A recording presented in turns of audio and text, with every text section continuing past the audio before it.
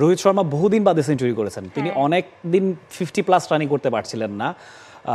Champions ট্রফির আগে ইন্ডিয়ার ক্যাপ্টেন, তার এরকম একটা সেঞ্চুরি ইনিংস খুবই দরকারি ছিল, তিনি সেটা করেছেন এবং 4 উইকেটের ব্যবধানে ইংল্যান্ডকে ইন্ডিয়া হারিয়েছে। 304 রান করেও একদম সেটাকে সেফ বানাতে পারেনি ইংল্যান্ড।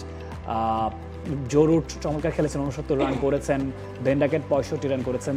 ভারতের পক্ষে রবীন্দ্র জাদেজা 35 রানে 3টা উইকেট নিয়েছিলেন।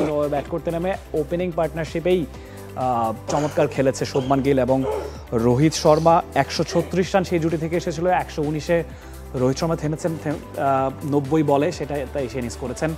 শুভমান গিল 52 বলে 60 রান করেছিলেন, শ্রেয়াস আইয়ার 44, অক্ষর প্যাটেল 41 রানে নট আউট ছিলেন, জেমি ওভারটন 2টো উইকেট নিয়েছিলেন, লিভিংস্টোন, অ্যাটকিনসন এবং রাশিদ 1টা করে উইকেট নিয়েছিলেন। দেখুন এই যে ইন্ডিয়ার টিমের স্ট্রেংথ কতখানি। 5 ওভার 3 বল বাকি থাকতে তারা ম্যাচটা জিতে নিয়েছে, টার্গেটটা ছিল 304। তো এটা প্রমাণ করে যে আসলে India at any day, opponent যেই হোক, ইংল্যান্ডকে আপনি কি ফেলনা অপোনেন্ট বলতে পারেন ওয়ানডের মতো ফরম্যাটে, যারা রেগুলার 350-400 রান হরহামেশা বলে করে, টেস্টে তারা দেখা যায় যে ব্যাসবল খেলছে। তো আমার কাছে মনে হয় এটা একটা বার্তা ইন্ডিয়া দিচ্ছে যে চ্যাম্পিয়ন্স ট্রফিতে তারা কি করতে পারে, তাদের সামর্থ্যের নজির তারা গতকালকে দেখিয়েছে। একদম, মানে আমার এটাই মনে হচ্ছে যে মানে বার্তা দিয়ে রাখছে। আর ইংল্যান্ডের আনফরচুনেটলি বলা যায়, মানে টি20 সিরিজটাও কিভাবে হারলো, আবার আজকে এখন এসে ওয়ানডে সিরিজটাও হারতে হলো। তবে যদিও ফার্স্ট ওয়ানডেটাতে খুব বেশি চ্যালেঞ্জ জানাতে পারিনি, কিন্তু সেকেন্ড ওয়ানডেটাতে 300+ রান করে কিন্তু সেই চ্যালেঞ্জটা আসলে দিয়েছিল, কিন্তু সেটাও যে আসলে এনাফ হলো না তাদের জন্য, ইট ওয়াজ ভেরি আনফরচুনেট। তবে ইন্ডিয়া আসলে দেখিয়ে দিয়েছে, আর রোহিত শর্মার কামব্যাকটা খুব খুব দরকার ছিল সেকেন্ড ওয়ানডেতে। গতকালের খেলাটাতে যখন স্কোয়াড ঘোষণা করা হলো, রোহিতের মানে ইনক্লুশন নিয়ে অনেক প্রশ্ন উঠেছিল, অনেকে অনেক মন্তব্য করেছে, সোশ্যাল মিডিয়াতেও অনেক প্রশ্ন এসেছে।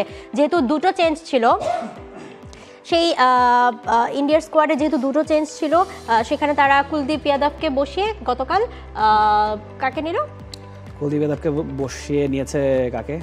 বারুণ চক্রবর্তীকে নিয়েছে এবং সেই সাথে ইয়াশাসবি জয়সওয়ালকে বসিয়ে রোহিত শর্মা, বিরাট কোহলিকে নেওয়া হলো। তো তখন প্রশ্ন আসলো যে যেহেতু রোহিত শর্মা ফর্মে ছিলেন না, তিনি নিজে না বসে ইয়াশাসবি জয়সওয়ালকে বসিয়ে দিয়ে বিরাট কোহলিকে নিয়ে আসা হলো, কিন্তু দেখেন এই যে উত্তরটা তিনি তার যেভাবে দেওয়ার ছিল তিনি সেটা সেভাবে দিয়ে দিয়েছেন। নিশ্চয়ই বিরাট কোহলিরও রানে ফেরা দরকার ছিল, চ্যাম্পিয়ন্স ট্রফি যেহেতু সামনে আছে, 2 সিনিয়র ক্যাম্পেইনার একটা হাফ ছেড়ে বাঁচলো ইন্ডিয়ার সিচুয়েশন। আসলেই, কারণ দেখুন সিনিয়র প্লেয়ারদের আপনি কখনো ফেলে দিতে পারবেন, ইউ ক্যানট বাই এক্সপিরিয়েন্স। যতই আপনি ইয়াংস্টাররা হয়তো বা ইন্ডিয়ার ডমিনেট করে খেলছে, শ্রেয়াস আইয়ারের কথা বলুন না বা আপনি ইয়াসবি জয়সওয়ালের কথা বলছিলেন, আমার কাছে মনে হয় তবুও সিনিয়র প্লেয়ারদের একটা মূল্যায়ন আছে, এবং যখন এত বড় টুর্নামেন্ট হয় আইসিসি চ্যাম্পিয়ন্স ট্রফির মতো, সেখানে সেটার রিফ্লেকশন আরও অনেক বেশি থাকে।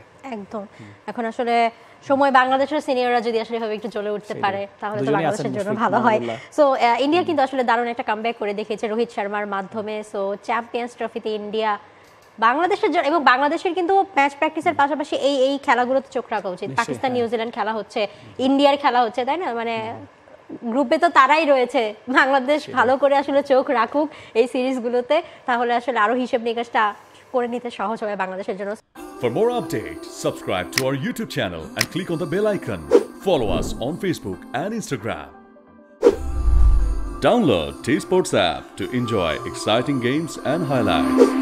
Visit tsports.com.